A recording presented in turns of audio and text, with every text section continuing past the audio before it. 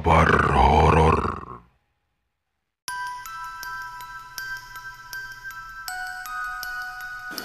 Selamat malam sobat kahur yang berbahagia. Dan semoga para sobat semuanya di hari-hari ini selalu dihinggapi kebahagiaan dan kesuksesan. Malam ini Bang Fawa masih lagi-lagi meneruskan video selanjutnya tentang kisah seram 2 tahun kesurupan Raja Leak Pulau Dewata, yang dalam cerita kali ini sudah memasuki episode keempat. Untuk itu, jangan kemana-mana. Kalau mau ke WC kencing, silakan pergi dulu ke kamar mandi.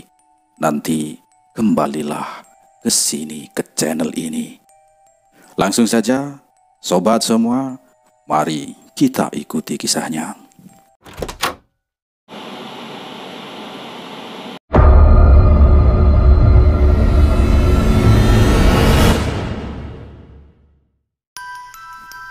Suasana tenang dihiasi dinginnya udara di ruangan kala itu. Yang pertama Amir dengar adalah suara tangisan lirih istrinya sendiri di dadanya. Air mata yang membasahi baju khas pasien, baju yang sedang Amir pakai. Amir mengingat-ingat karena terakhir dia kalah dalam pertempuran, dan si Amir ini banyak mengeluarkan darah. Kemungkinan merekalah istrinya Amir atau para bidan di rumah sakit yang sudah mengganti bajunya. Pagi itu Amir terbangun karena suara tangis lirihnya sang istri. Istri yang setia sudah berada bersamanya di rumah sakit. Si Amir membuka pelan matanya. Pertama, cahaya lampu mulai menusuk kornea mata yang lama terpejam ini. Ternyata benar. Amir sudah berada di salah satu ruangan di rumah sakit. Yang pertama, dia melihat tubuhnya sendiri sudah bersih dan berpakaian ala pasien yang sedang koma. Dan Amir memandangi wajah istrinya yang sembab penuh dengan air mata. Tapi dia merasa di dalam tubuh ini masih panas sekali. Seakan tangan dan kuku Leak malam itu masih menancap di dalam tubuhnya. Mas, bangun mas,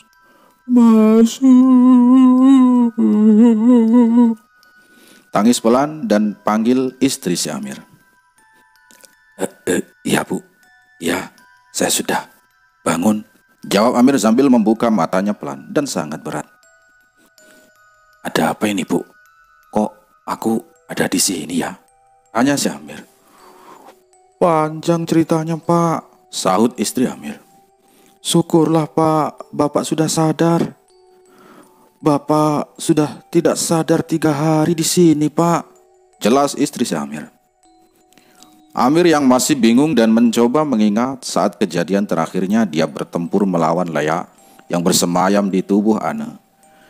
Dalam diamnya, pikirannya sesaat mencoba mengingat-ingat kejadian terakhir dan apa yang terjadi terhadapnya.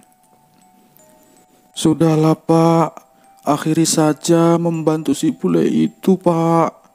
Kalau ujung-ujungnya nyawa bapak yang akan jadi taruhannya, kata istrinya Amir.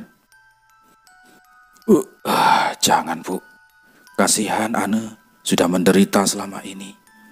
Seumpama bapak mundur ya bu, mereka juga akan bingung bu, mau mencari kemana lagi. Sedangkan Ane sendiri sudah yatim piatu bu, jelas si Amir. Ibu tahu kan, anak yatim piatu adalah anak penghulu umat ini, anak baginda kita bu. Di sini aku tak memandang kepercayaan, asal, ras, agama, kaya atau miskinnya Ane. Aku akan tetap membantu Ane sepenuh hati bu, jelas si Amir lagi. Sudahlah pak, kita masih punya anak kecil pak. Ibu gak mau bapak tinggal, apalagi bapak sudah dibuat kayak gini sama Leaknya Mbak Ane, kata istri si Amir dengan keras kepala. Bu, bapak janji akan coba sekali lagi. Jika gagal, bapak akan mundur bu, jawab si Amir. Berilah Bapak kesempatan terakhir untuk membantu Mbak Ane. Kasihan Mbak Ane, Bu. Jelas si Amir lagi. Si istri hanya diam diiringi wajah cemberut dan jengkel sangat kepada Amir. Karena dia sudah tidak bisa diingatkan lagi. Ya sudah, janji satu kali ini saja ya Pak, pinta istrinya Amir. Istrinya memainkan tangannya sendiri dengan mengelus-ngelus dahinya Amir, disertai siraman air mata yang menetes di pipinya. Suasana mereka berdua di ruang ICU, karena ruangan ini hanya diperbolehkan satu orang dari keluarga untuk menjaga. Waktu itu Amir merasa badannya terasa masih panas terbakar. Dia segera minta air putih kepada istrinya. Amir minta air yang diberi beberapa buah dan daun untuk proses penyembuhan. Hal yang tak masuk akal dalam dunia medis. Beberapa saat istrinya datang membawa air putih itu yang diisi beberapa daun dan buah seperti yang Amir inginkan. Sesaat, dia bacakan doa sendiri dan membasuhkannya ke sekujur tubuhnya dibantu oleh istri Amir. Saat itu badannya dia rasa masih sangat panas. Pak, Ibu tinggal pulang sebentar ya. Di sini juga ada Joko tuh, juga jagain mertua. Kalau ada apa-apa bisa minta tolong ke Joko atau susternya Pak, terang si istri Amir. Oh ya nggak apa-apa Bu, jawab si Amir. Setelah itu istri Amir meninggalkan Amir sendirian di ruang ICU dan melihat beberapa pasien semuanya. Hanya ada satu orang di sampingnya karena di ruangan ini hanya diperbolehkan satu orang yang jaga dari keluarga masing-masing. Amir berpikir ini kan serangan gaib.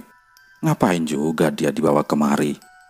Toh nanti juga akan cepat sembuh kalau dikasih ramuan dan doa-doa. Mungkin kepanikan dan ketidaktahuan orang saat itu sehingga Amir dibawa ke rumah sakit ini. Tiba-tiba ada seorang berbaju perawat mendekat ke arah Amir. Pak, sebentar lagi Bapak akan dipindah ke ruangan rawat inap Melati ya Pak.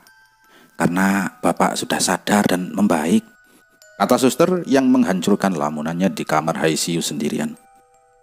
Ya sus, jawab singkat Amir.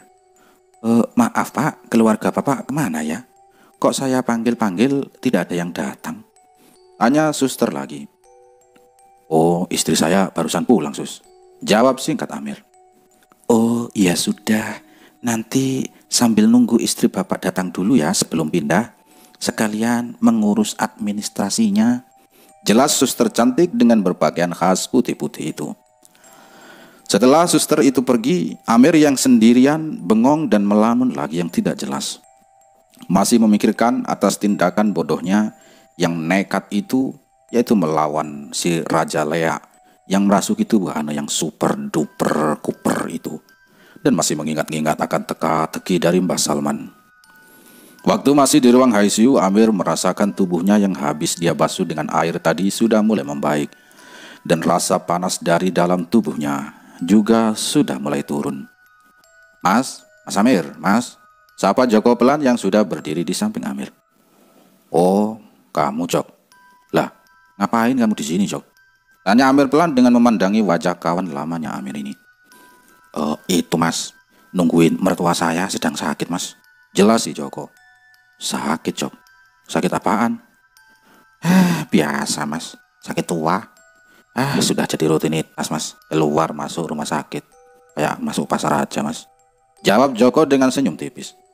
Lah, mas sakit apa kok bisa sampai ke sini? Tanya Joko dengan heran. Biasa Jok, sakit perut Jok, jawab Amir sambil bercanda menyembunyikan apa yang sebenarnya terjadi. Bisa saja mas Amir ini sakit perut kok masuk ICU mas, kata Joko penasaran. Waktu si Joko di samping ranjang pasien si Amir ini, dia tidak terlalu kepo atau penasaran akan sakitnya. Padahal berbagai peralatan elektronik digital dan manual masih banyak menempel pada tubuh Amir ini. Ya karena Joko sendiri sudah banyak pikiran dan beban atas sakit yang diderita oleh mertuanya itu. Hehehe mas, sudah lama mas ya kita nggak ketemu mas. Ketemu malah di sini mas, terang si Joko. Iya Jok, jodoh emang gak akan kemana Jok, terang si Amir. Amir dan Joko berteman sudah cukup lama. Joko adalah pengepul dan penjual ikan di pasar yang biasa mengambil ikan dari si Amir atau istrinya Amir. Dia adalah orang kaya di daerah selatan kota ini, di daerah industri.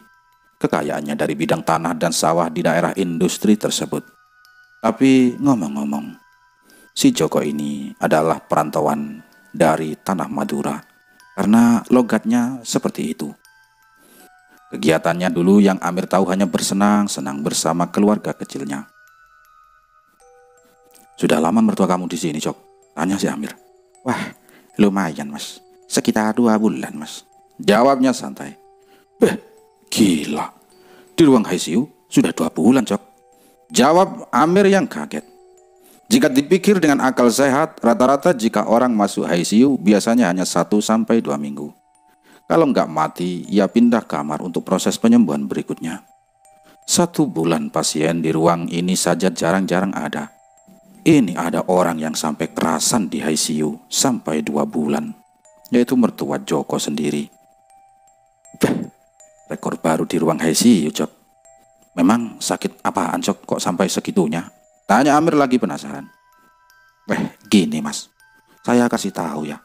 Tapi jangan bilang-bilang ke orang-orang, Mas. Khususnya orang-orang di pasar ya, Mas. Saya malu, Mas. Nanti saya dikira kayak saya jadi anak gak berbakti, Mas. Pinta si Joko. "Oh, beres, Jok. Kamu kira aku ini siapa, Jok? Aku gak akan ember, gak akan cuap-cuap kemana-mana kok, tenang," kata si Amir. Jadi awalnya begini, Mas. Mas kan tahu, kami dari keluarga banyak tanah dan kebun, Mas. Berhektar-hektar tanah, juga kebun sawah berhektar-hektar. Lah, kejadian ini berawal 10 tahun yang lalu, Mas. 10 tahun yang lalu, mertuaku mempunyai 1 bidang tanah seluas 30 hektar, Mas. Mau dibeli seseorang. Lah, rencananya tanah itu akan dipakai untuk pabrik baru. Katanya sih untuk pengembangan pabrik, Mas. Akan tetapi rencana orang tersebut berbeda dengan kemauan mertuaku, Mas. Khususnya ibu mertuaku, Mas.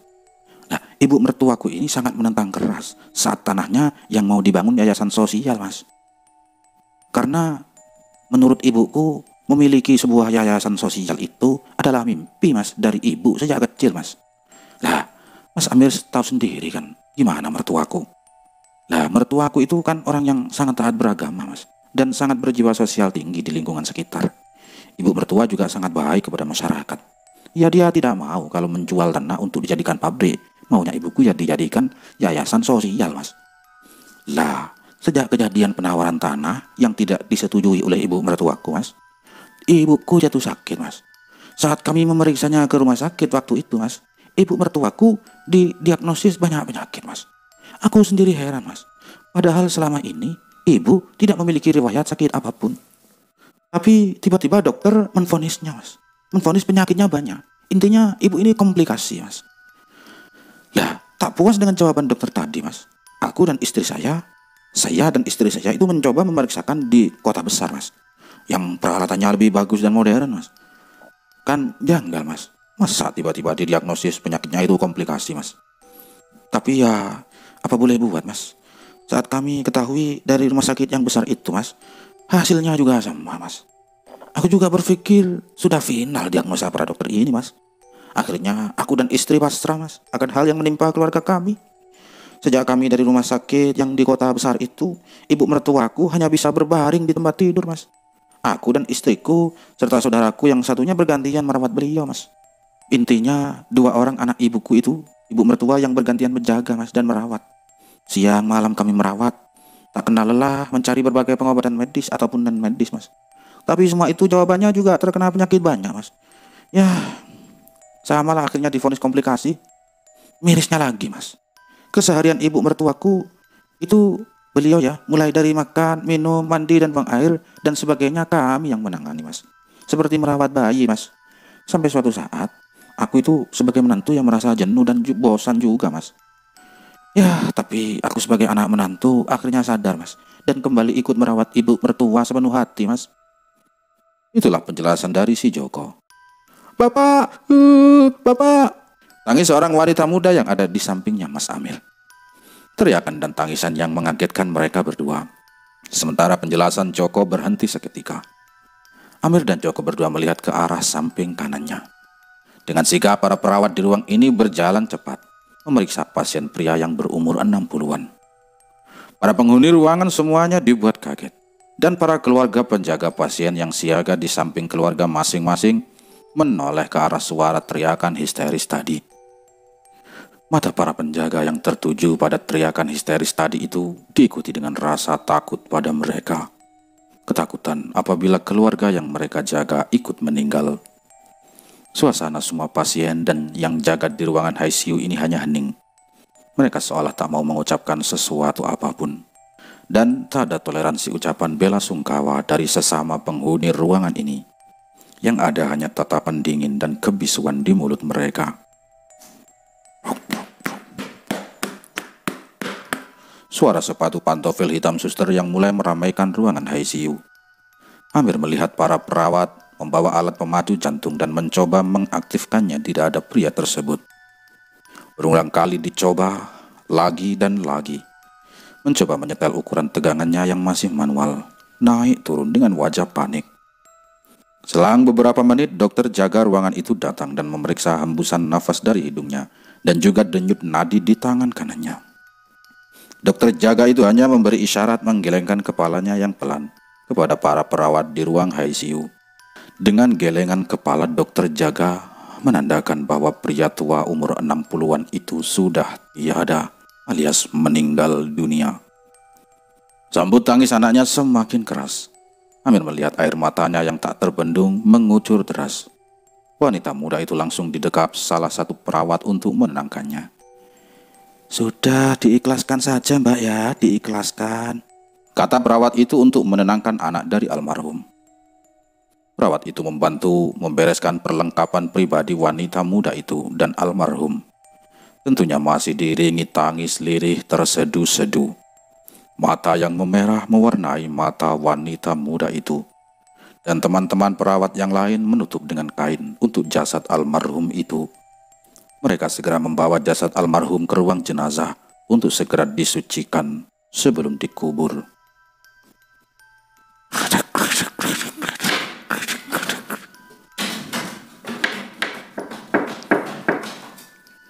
Suara ranjang pasien almarhum dibawa keluar ruangan ICU yang didorong dua perawat, diikuti wanita muda yang menangis tadi di belakangnya. Saat itu, Amir melihat pria tua yang dibawa keluar dari ruangan. Tiba-tiba muncul pria yang sama dengan telah meninggal itu di tempat terakhir ia dirawat. Dia mencoba berkomunikasi dengan wanita yang mengantar jenazah, tapi wanita muda ini tetap berjalan sambil menangis. Di belakangnya wanita muda ini, ia hanya berteriak histeris memanggil-manggil anak gadisnya itu. Nak, jangan tinggalkan bapak nak. Jangan tinggalkan bapak nak. Teriak pria berwajah pucat yang sudah memakai baju putih panjang itu. Tiba-tiba di samping kanan kirinya itu muncul sosok orang yang bertubuh tinggi dan kekar, berbalut pakaian kain berwarna hitam. Kedua sosok itu langsung menggandeng pria tua itu dan mengajak berjalan keluar, entah kemana. Saat kejadian ini, semua penduduk di ruang ICU hanya diam, dan seakan tidak tahu akan adanya ketiga makhluk yang tiba-tiba datang dan pergi itu. Amir sendiri sampai memalingkan wajahnya ke arah berlawanan dari pria tua yang dibawa pergi oleh makhluk yang tak dia kenal itu. Waduh Jok, lama-lama kalau gini aku juga takut ya Jok. Jelas ya Amir kepada Joko dengan mengembalikan palingan mukanya ke arah Joko. Di saat itu juga Amir mengingat kejadian di waktu sukmanya ditarik keluar dua orang pria yang tak dia kenal. Membayangkan malaikat maut yang selalu siaga di tempat ini dengan membawa tombak sekrim. Tombak bergagang besi panjang 2 meteran, di ujungnya terdapat besi menancap lancip, seperti potongan bulan sabit yang mengkilap dan tajam di tangannya. Untuk kejadian ketiga orang yang datang dan menghilang itu tidak Amir ceritakan kepada Joko. Toh dia juga tidak melihat daripada membuatnya takut. Coba tenang dulu mas. Memang di sini setiap hari pasti ada orang meninggal mas. Biasanya rata-rata dalam sehari 4-5 orang meninggal mas. Jelas si Joko yang dengan tenang. Waduh, Kayak ruang pembantaian ya Jok kalau di sini. Spontan Amir menjawab dengan kaget. Ya, namanya ICU mas. Lebih urgent daripada UGD dan ICU. Jelas Joko datar. Terus cerita tentang mertua kamu tadi gimana Jok? Tanya si Amir lagi. Jadi begini mas. 2 bulan lalu kondisi ibu di rumah semakin menurun mas. Padahal biasanya bisa bicara dan matanya terbuka. Saat itu kami semua panik mas. Dan akhirnya kami membawa ibu mertua ke rumah sakit ini mas. Sekarang ya mas bisa lihat sendiri. Matanya sudah sering terpejam. Bicara pun kepada aku dan istriku ya sangat jarang sekali. Apalagi kemarin waktu anak-anak melihat dari luar ruangan. Ini ibu seakan tak mau menghiraukannya. Sehingga cucu-cucunya ikut sedih dan menangis mas. Padahal anak-anak dulu masih bisa bermain dan bercanda dengan neneknya. Kemarin dengan harapan itu anak-anak ingin melihat senyum dan neneknya bicara sudah pupus mas. Ibu mertuaku yang lama tidur di sini. Aku semakin gak tega mas. Mata Joko mulai berkaca-kaca dan suaranya menjadi parau. Kulit di punggungnya ibu mertua di bawah itu banyak yang mengelupas dan lecet mas. Mungkin karena kesehariannya hanya terbaring saja dengan waktu yang lama. Tiap hari aku memberi obat kulit itu mas. Dan lukanya seakan tak mau pergi dari tubuh ibuku. Luka itu semakin hari semakin parah mas. Semakin banyak kulit ibu yang terkelupas mas. Jelas si Joko. Loh. Kok sampai segitunya ya Jok? Jawab Amir yang heran. Kamu kan sudah kenal aku lama Jok. Mungkin aku bisa bantulah. Kata si Amir meyakinkan Joko. Ya gimana lagi mas. Aku maunya sama keluarga merahasiakan masalah ini dari kawan-kawan mas. Malu mas. Jelas si Joko. Sekarang aku di sini sudah pasrah mas. Kalau diambil sang pencipta secepatnya ya silakan diambil. Kalau dikasih sembuh ya biar cepat sembuh. Tapi kemungkinan sembuh kayaknya juga kecil kelihatannya mas. Semakin hari saya semakin tak tega melihat penderitaan ibu mertua mas. Aku sendiri gak bisa membayangkan sakitnya ibu sampai saat ini mas. Jelas si Joko dengan pasrah. Udahlah Jok, sabar.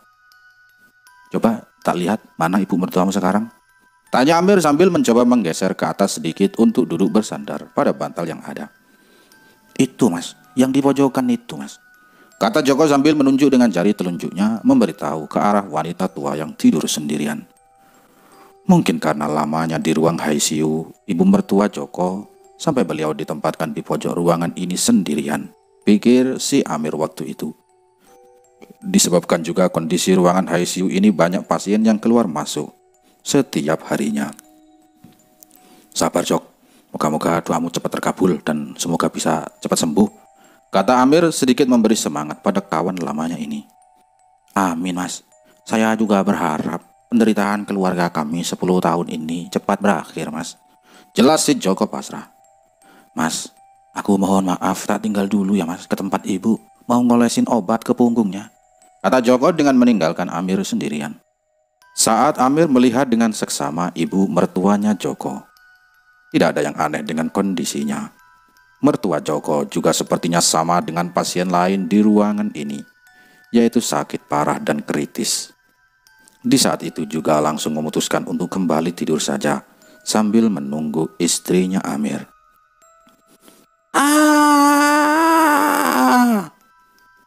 Amir terbangun mendengar jeritan keras seorang perempuan tua dari ujung pojok ruangan ini. Amir sangat kaget waktu itu. Dia langsung melihat ke arah suara itu tepat ke arah ibu mertua Joko. Tapi saat Amir melihat ke arah ibu mertua Joko dengan mata telanjang, ibunya Joko masih tetap pada posisinya. Hanya mulutnya saja yang terbuka sedikit, yang terlihat di wajah ibu tua ini. Terbukanya mulut ibu tua itu seakan mewakili teriakan dari sukmanya yang hilang. Di ranjang pasien itu, ibu mertua Joko masih tetap berbaring, berhiaskan cairan dan alat pengukur detak jantung di kanan kirinya. Amir melihat Joko menungguinya dengan sabar di samping mertuanya. Amir merasakan tenaganya yang waktu itu sudah sedikit membaik dari bekas luka gaib. Namun lukanya yang diobati belum 100% pulihnya. Amir merasa penasaran. Dia mencoba tiduran lagi dengan memejamkan mata dan berkonsentrasi. Tubuh ringannya masih bisa keluar dari cangkangnya perlahan, meski masih sangat sakit. Dan dia pun ingin melihat apa yang sebenarnya terjadi.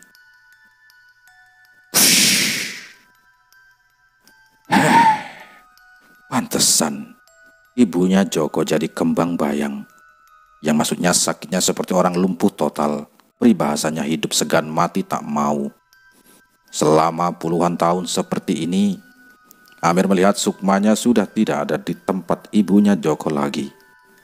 Amir berdoa sebentar dengan tubuh halusnya memohon petunjuk kepada Sang Ilahi.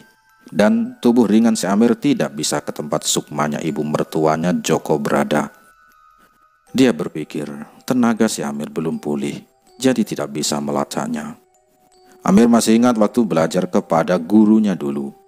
Kata gurunya, Sukma yang terikat lebih dari 7 bulan tak akan bisa kembali, karena pasti akan lupa asal dan jalan kembali ke jasad aslinya. Pertama, Sukma yang dibawa oleh iblis suruhan manusia itu akan mengikat dengan rantai hitam yang kuat dan menyembunyikannya ke suatu tempat. Sekian lama terikat, Sukma itu akan dibingungkan oleh mantra iblis itu, sehingga tak bisa kembali. Karena kondisi fisik si Amir belum 100%, akhirnya dia putuskan kembali. Berat rasanya penderitaan Joko dan keluarganya. Dicoba sebegitunya. Amir sendiri belum tentu kuat untuk cobaan begitu beratnya. Di sini Amir belum berani memberitahukan apa yang sebenarnya terjadi pada Joko dan keluarganya. Takut mereka yang tidak percaya akan hal ini. Dan Amir takut nanti dibilang aliran sesat. Serba salah juga posisinya saat itu. Mau membantu baik-baik, takut fitnah. Tidak membantu, takut dosa. Pak, mohon maaf ya Pak. Saya mau melepaskan alat dan mengganti cairan. Suara suster yang membangunkannya dari lamunan kesendiriannya. Amir mengamati dan diam saat 2 orang perawat itu mulai melepas berbagai alat yang menempel di dada dan bagian tubuhnya yang lain. Mereka sangat berhati-hati dan pelan saat melepasnya. Sepertinya takut kalau Amir kesakitan saat alat ini lepas dari tubuhnya. Baik Pak, sudah selesai. Silakan istirahat kembali ya, perintah perawat itu. Di sini Amir yang masih polos dan kampungan karena pertama kali masuk ruangan seperti ini. Rasa penasarannya akan pernyataan Joko tadi timbul. Mbak, apa benar Mbak tiap hari di ruangan ini ada yang meninggal?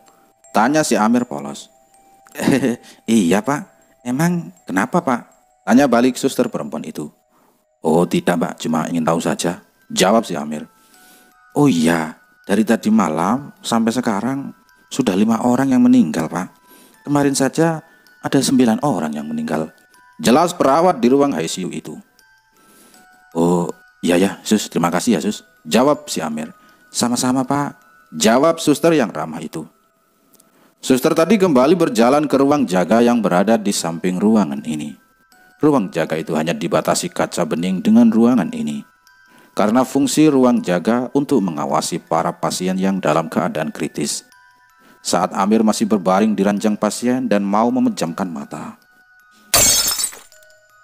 suara gelas kaca jatuh dari meja kecil di samping ranjangnya mertua si Joko. Astagfirullah, jawab spontan Joko yang terdengar dari tempat ranjangnya Amir. Lagi-lagi Amir dikagetkan kejadian yang menegangkan dan mengagetkan. Joko berjingkat kaget melihat tiba-tiba gelas jatuh dari mejanya. Dari sini Joko malah pergi berjalan cepat ke ruang jaga dan tidak membereskan pecahan gelasnya. Dia malah kembali dengan petugas rumah sakit ini. Ia berjalan di belakang petugas ini dengan menutup matanya sedikit dengan jari tangan kanannya. Wajah Joko yang terlihat takut tapi berusaha memberanikan diri kala itu. Pak, maaf, gelasnya pecah sendiri Pak. Tolong Bapak beresin ya. Karena aku lihat tadi ada orang berbulu hitam samping ranjang mertuaku Pak, kata Joko dengan rasa takutnya. Oh ya Pak, jawab petugas jaga laki-laki yang berseragam putih-putih itu. Setelah itu petugas ini terlihat dari arah si Amir membersihkan pecahan gelas kaca. dan membawanya keluar untuk dibuang. Tapi Joko terus mengikuti petugas ini berjalan di belakangnya karena masih takut. Sampai petugas ini pun kembali ke tempat ibu mertuanya dirawat. "Pak, saya boleh bawa teman, Pak, untuk jaga di sini, Pak?" pinta si Joko. "Wah, ya gak boleh, Pak. Ruangan ini tetap hanya satu orang yang boleh menungguinya, Pak," jelas petugas itu. "Wah, kalau begitu saya nunggunya agak jauh, Pak.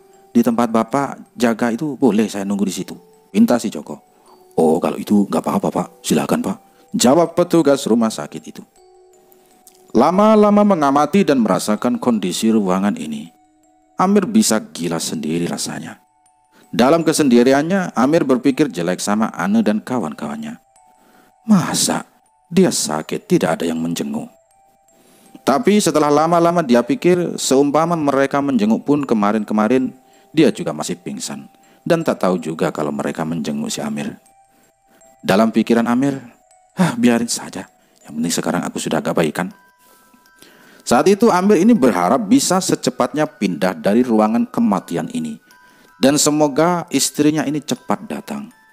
Amir masih takut di ruangan itu, takut kalau dihampiri para petugas pencabut nyawa. Saat di ruangan itu sendirian, Amir berdoa agar cepat istrinya datang untuk menghilangkan kesepian dan ketakutannya akan ruangan kematian ini. Akhirnya Amir bisa tertidur lagi di ranjang pasien karena lama menunggu istri tercintanya.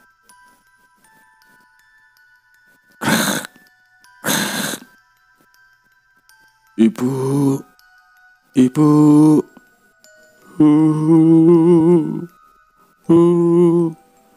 Ada suara tangis lelaki setengah baya. Suara tangis lelaki yang membangunkan Amir dari tidur singkat ini. Saat Amir melihat pria ini sudah mengikuti satu orang suster yang mendorong ranjang pasien ibunya. Padahal sebelumnya pasien ini ada di sebelah kanan ranjangnya si Amir. Sekarang ibu tua itu sudah menjadi mayat. Inilah ruangan kematian yang selalu Amir benci dan tidak diinginkan. Benar kata Joko dan perawat tadi. Belum sehari, sudah 2 orang yang mati yang Amir tahu. Tiba-tiba telapak tangan halus yang hangat menempel di keningnya. "Pak, sudah dingin kepala Bapak," kata istri si Amir. Amir langsung menoleh ke samping melihat istrinya yang berkerudung putih dengan wajah oval yang tak bermake up kala itu. "Iya, Bu. Tadi dicari perawat mau pindah kamar, tapi nunggu ibu datang," jelas si Amir. "Oh ya sudah kalau gitu, Pak. Kalau gitu ibu ke bagian administrasi dulu ya, Pak," jawab istrinya Amir. Setelah itu istri Amir pergi ke ruang administrasi untuk mengurusi kepindahannya ke ruang pemulihan. Istrinya memindahkan Amir ke ruang kelas rakyat, yaitu kelas 3. Ternyata ruangan ini sudah banyak dihuni pasien lain. Dan pasien yang tak tertampung tinggal dalam lorong ruangan yang panjang dan berjajar manusia yang sakit. Mungkin kala itu banyak pasien sehingga semua ruangan penuh. Waktu itu Amir ke bagian lorong. Ranjang pasien yang berhimpitan di sebelah kanan dan kiri hanya menyisakan jalan yang cukup dilalui seorang saja. Sedang istrinya menunggu Amir duduk sendiri di ujung ranjang dan mendesak kakinya. Amir hanya bisa menikmati keadaan ini karena dia sendiri dari golongan orang yang teramat sederhana. Sudah dapat tempat pun masih untung meski di lorong. Di ruangan ini agak bebas karena keluarga pasien yang bisa menunggu bisa lebih banyak daripada di ruang ICU. Otomatis suasana ruangan agak ramai dan kurang diperhatikan saat itu. Waktu itu sudah beranjak malam, sekitar jam 8. Hanya Amir dan istrinya berdua di ranjang pasien sedang duduk. Amir bercerita semuanya selama dia meninggalkan mereka di rumah mertua. Bah! Seorang lelaki menabrak Amir dari belakang. Maaf Pak, maaf," kata pria itu yang masih berdiri ketakutan. Padahal di sini waktu itu masih banyak orang, tapi wajah orang ini seperti ketakutan. Tenang dulu Pak.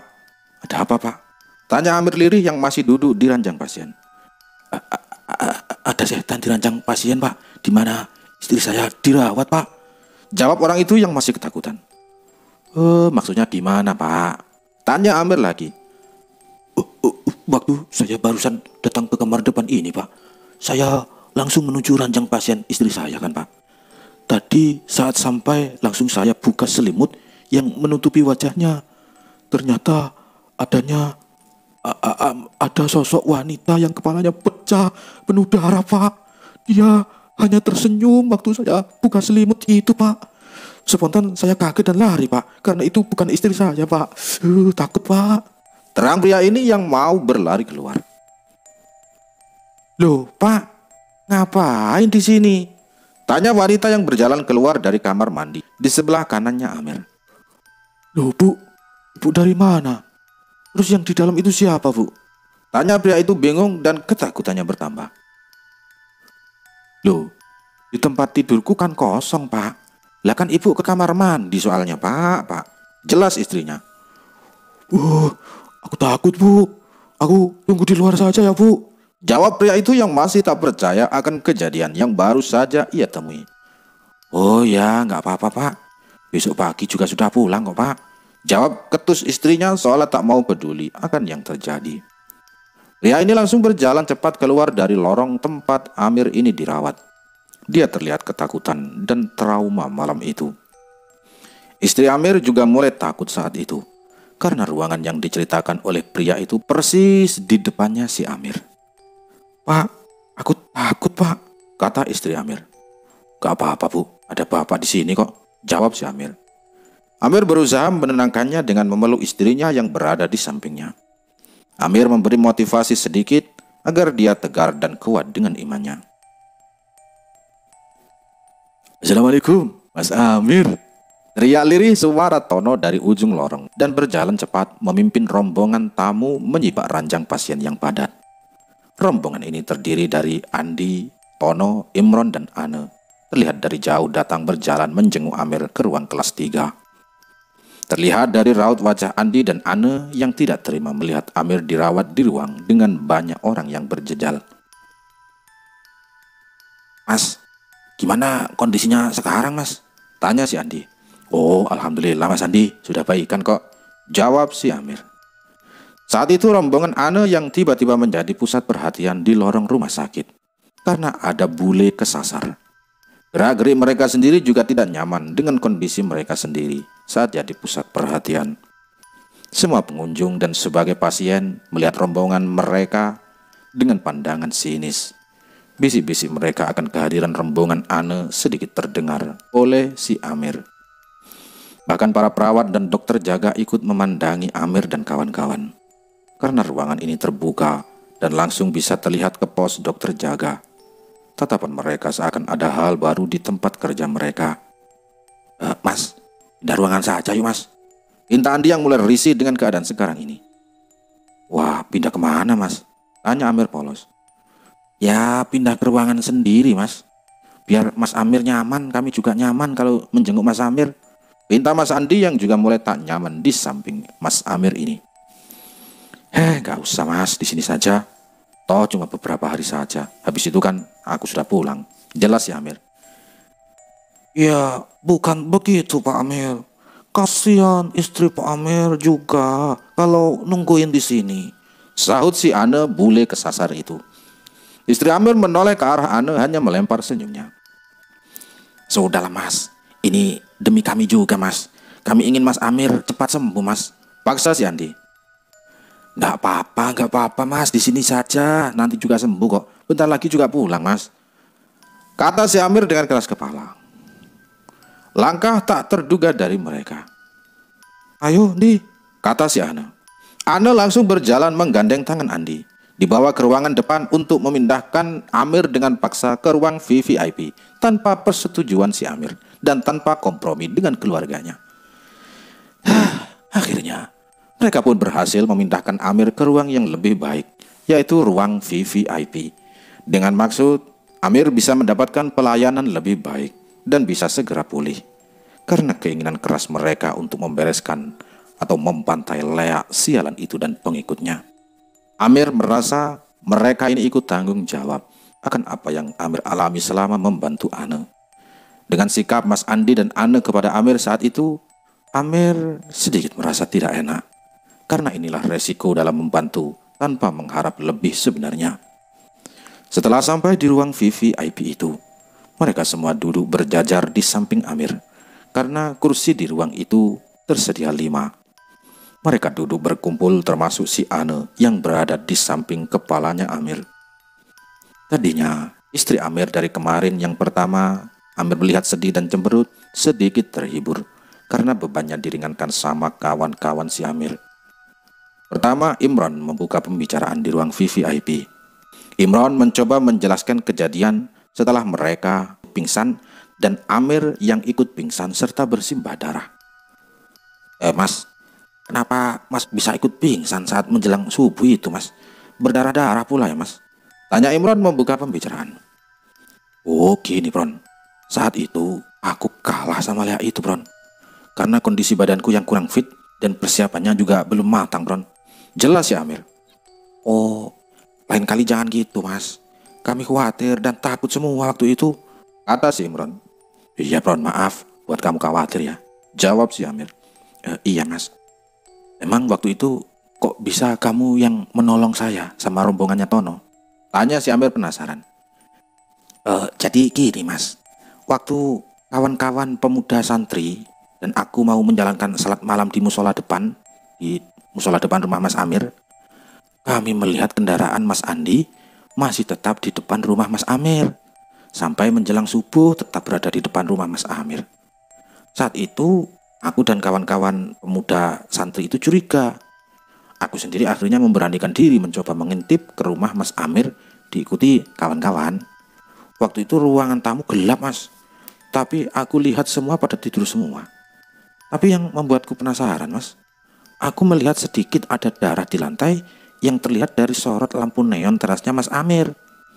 Akhirnya aku memberanikan diri masuk, Mas. Saat itu ruang tamu Mas Amir sepi dan minim penerangan.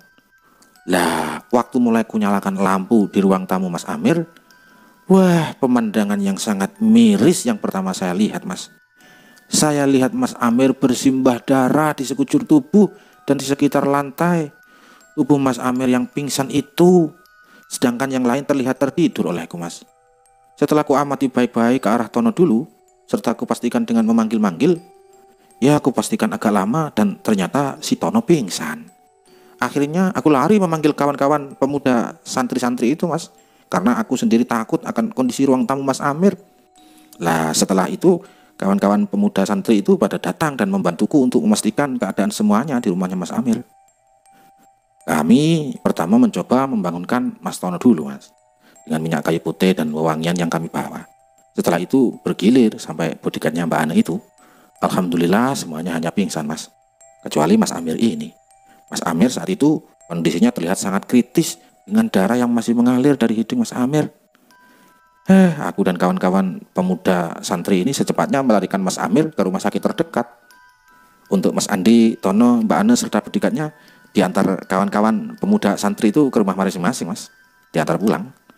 Lah, setelah aku selesai mengantar Mas Amir ke rumah sakit, aku baru ke rumah mertuanya Mas Amir dan memberitahu istri Mas. Setelah itu aku dan istri Mas Amir membawanya menuju ke rumah sakit ini di tempat Mas Amir ya dirawat ini. Jelas si Imron. Iya, Pak. Waktu itu aku kaget, Pak, pagi-pagi sudah ada Imron di rumah Abah, saut istri Amir dengan muka agak kesal. Hanya mata Ane yang menoleh tanda respon kepada istrinya Amir. Waktu Imron bercerita, Amir sendiri berpikir dalam hati, ingin kembali ke dunia asalnya dan kesehariannya yang menyenangkan dan tenang, tanpa ada pergulatan lagi dengan dunia lain. Ya, rindu juga rasanya mencari ikan di sungai dengan si Imron ini, bertani dengan para tetangga yang kocak dan jenaka. Rasa mulai jenuh datang juga mencari teka-teki dari Mbah Salman dan ingin hidup normal lagi. Tapi apa daya keadaan yang membuat jadi seperti ini, bagai bidak yang dimainkan oleh tuannya, berjalan mengalir dengan keadaan yang tak Amir inginkan. Suasana kala itu di ruangan VVIP hening saat mendengarkan penjelasan si Imron. Semua mata tertuju pada Imron untuk fokus ke penjelasannya. Di saat yang sama, semua merasa iba kepada keluarga Amir. Karena saat Imron bercerita, Semua pandangan sering memandangi kondisi fisik si Amir dan keluarga yang teramat sederhana ini.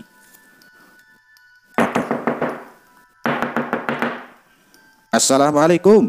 Assalamualaikum. Salam si Joko yang membuyarkan penjelasan si Imron. Waalaikumsalam, jawab Amir dan juga pengunjung ruangan VVIP ini. Mas Joko, mari sini mas, pinta istrinya Amir. Iya pak, jawab si Joko. Duduk sini mas, pinta istrinya Joko. Iya mbak, santai saja, jawab si Joko. Istri si Amir segera mengambil kursi yang berada di sampingnya yang masih kosong dan memberikan tempat duduk itu ke Joko. Tapi Joko menjabat tangan dulu kepada semua tamu yang ada di ruangan. Tak lupa Joko sedikit melempar senyum tipisnya ke mereka. Joko akhirnya duduk bersebelahan dengan istrinya Amir dan mulai ikut mendengarkan pembicaraan mereka. Iya mas, itu mas. Akhirnya aku mengantar istri Mas Amir langsung ke UGD untuk penanganan pertama. Jelas si Imron menyambungkan penjelasannya tadi. Lah, istri Mas Amir waktu itu hanya nangis mas, melihat kondisi Mas Amir di UGD yang sudah tidak sadar. Aku juga nggak tega mas saat itu. Aku hanya bisa menenangkan istri Mas Amir sebisa mungkin. Akhirnya Mas Amir ini langsung masuk ke ICU di pagi itu. Lah, selama 3 hari pula kami balik ke sini melihat perkembangan mas. Sampai kemarin aku mendengar kabar dari istri Mas Amir sudah sadar. Lah, setelah mendengar kabar itu aku langsung menghubungi Mas Tono mas. Sebenarnya tadi pagi aku ingin ke sini, tapi si Tono ini ingin bareng. Ya sambil nunggu mereka akhirnya datang agak malaman mas. Lanjut sih Bron. Oh itu Bron, gak apa-apa Bron, santai saja. Terima kasih ya Bron atas semuanya, kata Amir pelan dan terharu sehabis mendengar penjelasan si Imron. Setelah itu rombongan Tono, Imron, Andi dan Ane mengajukan untuk pamit pulang. Mereka berencana besok sore akan datang lagi, karena waktu itu malam sudah mulai larut. Dan tak lupa, Amir berpesan kepada Tono dan Andi jika Ane kambuh parah di rumah. Amir menyuruh mereka untuk membaca beberapa mantra untuk sementara menenangkan monster ciptaan calon arang itu. Setelah mereka pergi, tinggal orang bertiga dengan Joko di ruangan VVIP. Amir, istrinya dan Joko. Mertua Mas Joko masih di ICU ya? Tanya istri si Amir menghentikan penjelasannya Imron. Masih Pak, masih di sana Pak, jawab singkatnya Joko. Terus siapa yang jaga sekarang mertua Mas Joko itu? Tanya istrinya Amir lagi. Kakak ipar Pak, kalau malam begini gantian Pak, karena aku yang shift pagi Pak, jelas si Joko. Loh, istri Mas di mana kok sendirian jaganya dari kemarin-kemarin? Tanya istri si Amir. Ya lagi kerja Mbak, jawab si Joko. Gimana Mas Amir, sudah baik kan? Tanya Joko ke Amir.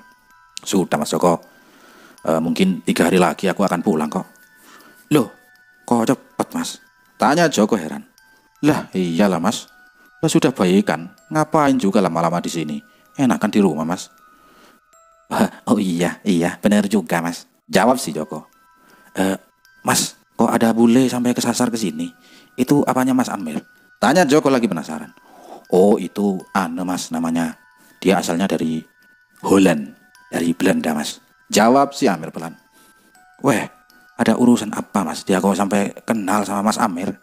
Tanya si Joko penasaran.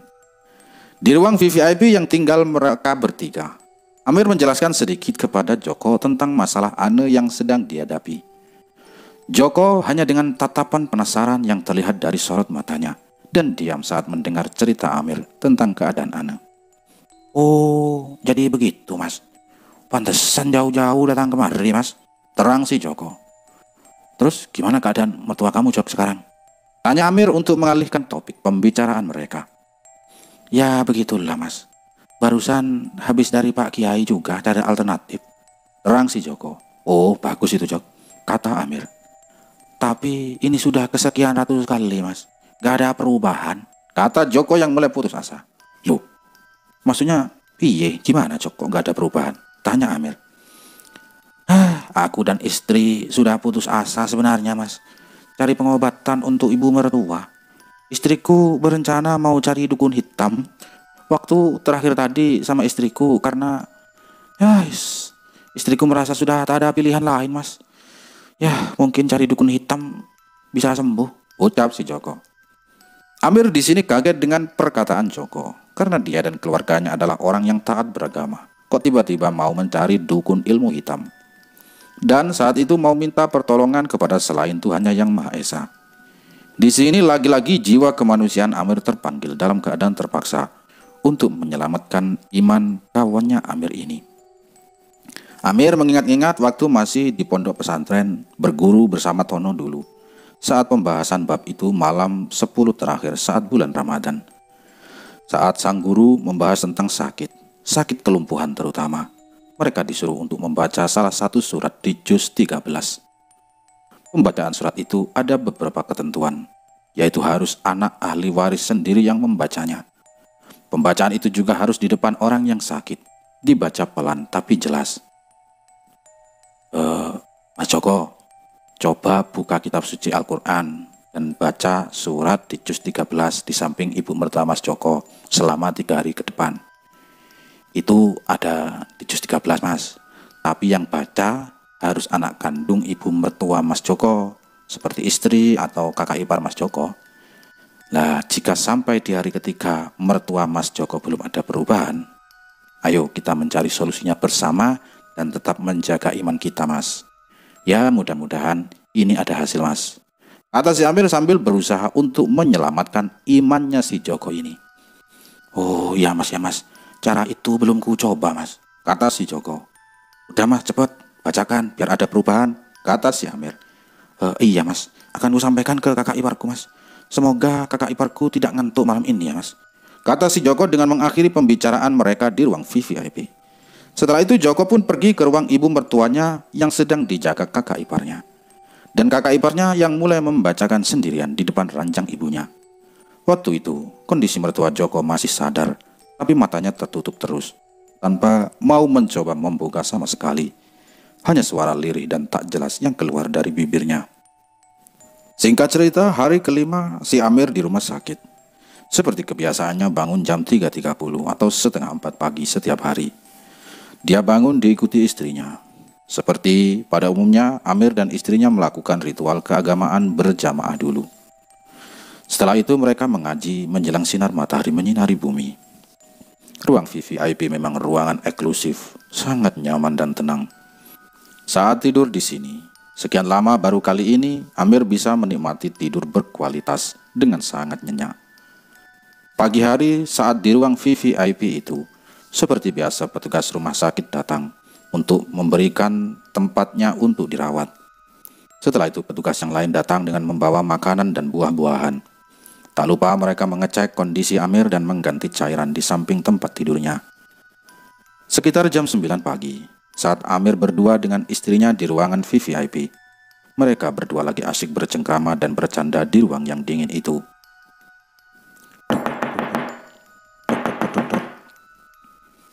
Suara pintu terketuk. Istri Amir berjalan pelan menuju daun pintu berwarna coklat muda dan membuka pintu tersebut. Dengan pandangan sedikit curiga, istrinya mempersilakan tamu itu masuk ke ruangan Amir dirawat. Istri Amir hanya dia memandangi seorang wanita tua tanpa salam berjalan di depannya. Ibu tua itu datang tanpa mengucapkan salam kepada Amir, berjalan ngeloyor saja dengan wajah dingin, seperti orang tidak tahu sopan santun. Setelah itu dengan kebiasaan istrinya di rumah, ia mempersilahkan duduk dan menawari beberapa makanan dan minuman ringan. Wanita tua ini langsung duduk di samping tempat tidurnya Amir. Istrinya Amir hanya diam memandangi saja wanita tua ini yang duduk dan tak bicara sepatah kata pun. Kamu Mas Amir ya? Tanyanya menebak dengan nada datar. Iya benar Bu, jawab si Amir. Amir langsung menjawab pertanyaan wanita tua itu. Wanita tua ini berambut sebagian putih bersanggul dan ditutupi mukena putih seadanya. Pakaian ibu-ibu tua ini memakai kebaya putih dan kain sewek batik coklat, bertubuh sedang. Wajahnya persis mertua Joko, yaitu Ibu Aminah. Tapi, ya, ini memang Ibu Aminah, mertua Joko. Nak, tolongin ibu ya nak, pinta nenek tua itu. Tolong gimana maksudnya Bu? Jawab Amir sambil mengingat-ingat wanita tua ini. Tolong jaga dan bantu anak-anak ibu ya nak, kata ibu tua ini. Ibu akan pergi, katanya lagi. Kamar yang ber-AC di ruangan Amir semakin dingin. Seperti dingin dan datarnya nada pembicaraan ibu tua itu. Setelah itu Amir ingat bahwa ini adalah ibu mertua Joko di ruang ICU. Amir berpikir mungkin Ibu Aminah sudah sehat, karena tadi malam sudah dibacakan ayat-ayat suci tadi malam. Setelah itu ibu tua ini pergi dari ruangan si Amir dengan sikap dingin, berwajah pucat pasi. Ibu ini jalannya juga tidak biasa waktu melangkah pergi. Jalannya itu seperti orang yang sedang sedikit mabuk. Jalannya ibu ini agak goyang-goyang ke kanan ke kiri, tapi ia tetap menempel di tanah telapak kakinya. Amir sendiri curiga akan kejadian ini.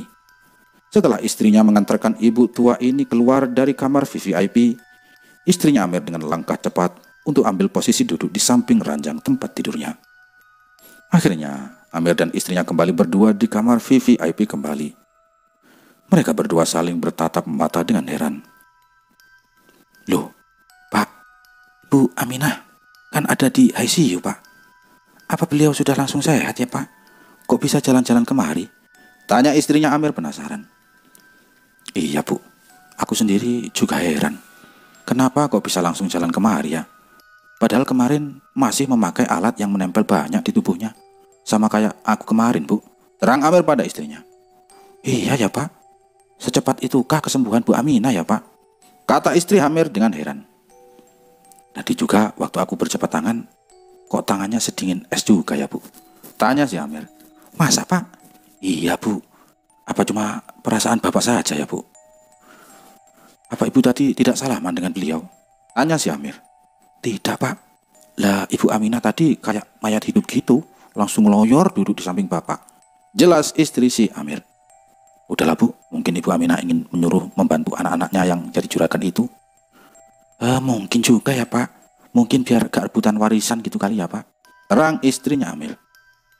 Menjelang sore hari, istri si Amir ini pamit pulang untuk berganti pakaian dan berencana akan membawakan pakaian ganti untuknya. Tapi sekitar jam 5 sore, pintu ruangannya tiba-tiba ditarik dari luar dan terbuka. Saat terbuka, Amir melihat Ane, Andi, dan Tono masuk ke ruangannya sesuai janjinya. Assalamualaikum, Mas. Salam Tono dengan ceria. Waalaikumsalam. Mari masuk, Mas. Jawab Amir yang masih di atas ranjang pasien. Mereka bertiga menata tempat duduknya masing-masing di samping tempat tidurnya Amir. Mereka duduk di atas kursi berjajar lurus di samping ranjang pasien yang Amir tempati. Amir hanya memandangi Ane yang masih tetap dengan pakaian favoritnya, berbaju merah lengan panjang dan jeans biru dongker, sedang Andi dan Tono memakai kaos oblong dan jeans hitam. Saat baru duduk, tiba-tiba Ane seperti kesurupan. Dia kambuh. Ane langsung berdiri menari, mata melotot dan memakaikan tangannya ke atas.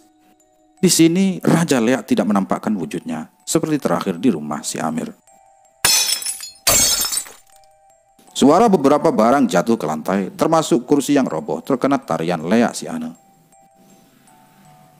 Manusia muda, kau harus mati malam ini.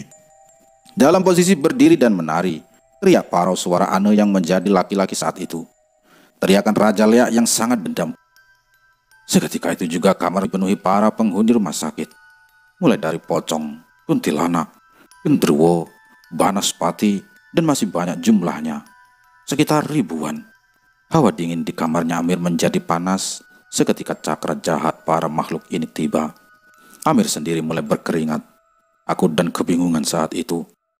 Andi dan Tono seketika itu juga dengan panik memegangi Ane yang berubah kesurupan itu.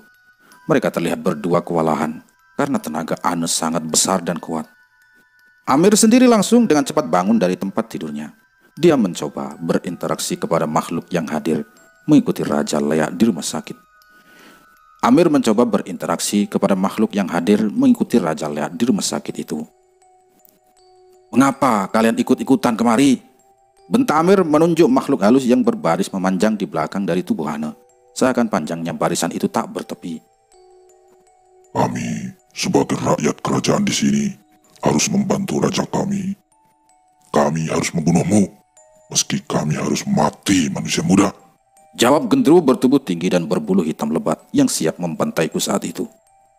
Jawaban ancaman dari pemimpin setan itu seakan mereka sudah tahu bahwa rajanya akan kuhabisi. Waktu itu Amir sendiri sudah merasa sehat dan fit 100%. Tapi kalau dengan musuh sebanyak ini, dia sendiri bisa mati. Dalam posisi terdesak seperti ini, akhirnya Amir duduk diam di atas ranjang pasien, berdoa dengan diiringi tetesan air mata. Amir meminta bantuan Sang Pencipta. Tiba-tiba, dari arah belakang kerumunan massa para setan itu, ada seorang yang berbaju putih dan memakai sorban. Pria ini berjalan dengan cepat. Pria itu memukul dengan cepat semua massa yang berbaris di belakang Ane. "Hei, pergi kalian. Kalian tidak akan kubakar kalau kalian pergi," teriak pria itu. Untungnya, ada pria yang berbaju putih ini. Terlihat Andi dan bodyguardnya bisa fokus untuk menjaga Ane yang sedang kelihatan kesurupan. Tapi si Tono bisa melihat pria tua ini. Namun, dia bisa tenang untuk ikut fokus menenangkan Ane yang kesurupan. Dengan memutar sorban putihnya di atas, mainkannya bak koboi Amerika, para setan itu tetap berkumpul seakan tak percaya bentakan pria bersorban putih itu. Mereka semua ingin melawan dengan mengeroyok pria tua itu. Tapi hasilnya, ketika dilawan mereka terlihat terpental satu persatu ke arah antah berantah. Putaran sorban itu tiba-tiba menjadi angin yang semakin lama semakin membesar bak badai Katrina. Sontak para pengikut Raja Lea ini yang tinggal di rumah sakit bersih, tiada sisa satu pun tersisa. Setelah selesai bertarung melawan ribuan setan itu sendirian, pria itu mendekat kepada Amir. "Nak, berselawatlah pada penghulu umat yang terakhir ini. Jangan sampai terputus, karena nyawamu terancam," kata pria tua misterius itu. "Iya Mbah, jika kau sudah selesai dari sini, kembalilah ke Mbah Salman, karena kau belum selesai berurusan dengannya," kata pria tua itu. Iya Mbah. Setelah itu, pria tua tadi menghampiri mereka bertiga. Maksudnya Ane dan Mas Andi serta bodyguardnya. Setelah itu, pria tua ini meletakkan telapak tangan di muka Ane. Terlihat oleh Amir, Raja Lea ini langsung kembali menghilang dan masuk ke dalam tubuh Ane. Pria itu menoleh kepada Amir dan mengucapkan salam perpisahan. "Assalamualaikum. Semoga engkau diberkahi, anak," kata pria misterius itu berjalan keluar dan menghilang. "Mas, itu siapa tadi Mas?" tanya si Tono. "Gak tahu Ton," jawab si Amir. "Mungkin itu bantuan dari Sang Pencipta yang kuminta tadi," jawab Amir lagi. Setelah membaringkan Ane yang sudah pingsan, Tono dan Andi membetulkan ruangan ini yang sudah berantakan karena tarian leaknya Ane. Lea ini semakin dendam kepada Amir karena tahu kalau Amir akan mengalahkannya. Tapi caranya juga sangat sulit seperti ini. "Ton, kamu kan masih puasa kan? Tolong pagari dulu ruangan ini, biar penghuni rumah sakit ini sementara tidak datang menyerangku lagi," pinta si Amir. Iya mas, beres Mas." Amir melihat Tono mengeluarkan senjatanya dan mengitari kamar si Amir. Terdengar Tono melafalkan beberapa mantra andalannya. Setelah diputari selama 7 kali, Tono berhenti di samping ranjang tidurnya. Sudah Mas, tenang Mas, ini pagar yang tertinggi. Jelasnya kalau ada yang masuk, pasti sinyalnya akan mengirimkan tandanya kepada saya," kata Tono dengan berkeyakinan yang tinggi. Amir melihat Andi masih menjaga Ane yang berbaring pingsan di sofa panjang depan. Mas Andi, coba kemari sebentar," pinta si Amir. Ada apa ya Mas?" tanya Andi yang mulai berjalan ke arah Amir. "Gini Mas, sebaiknya Mas Andi jangan bawa Ane kemari dulu. Nanti kalau aku sudah siap, aku akan ke rumah Ane saja yang di ujung galuh itu kan," kata si Amir. "Lah, kenapa Mas?" tanya si Andi. "Aduh Mas Andi, sampean tahu sendiri kan kejadian barusan. Seketika Raja Lea ini bangkit lagi. Dan tahu aku dia pasti akan, dan kalau tahu aku seperti ini, dia pasti akan mencoba membunuhku Mas, dengan membawa pasukan-pasukan yang lain dari alam sebelah," jelas si Amir. "Aku nggak mau kejadian di rumah terjadi kembali lagi Mas. Soalnya aku sendiri belum menemukan cara yang pas untuk menghabisi Raja Lea ini Mas," jelas si Amir lagi. "Oh iya Mas, kalau begitu maaf Mas, aku nggak tahu," kata si Andi. "Ton, kamu sini." Ada apa Mas?" "Gini Ton, habis ini tolong kamu ikut ke rumah Ane dan coba kamu redam juga auranya di sana. Biar sementara amarah Raja Lea itu ikut reda. Jangan lupa juga Mas Andi kasih amalannya untuk sementara meredakan aura dan amarahnya Raja Lea," perintah si Amir. "Oh siap Mas," jawab si Tono. Setelah memberi sedikit arahan itu, Ana perlahan terlihat siuman.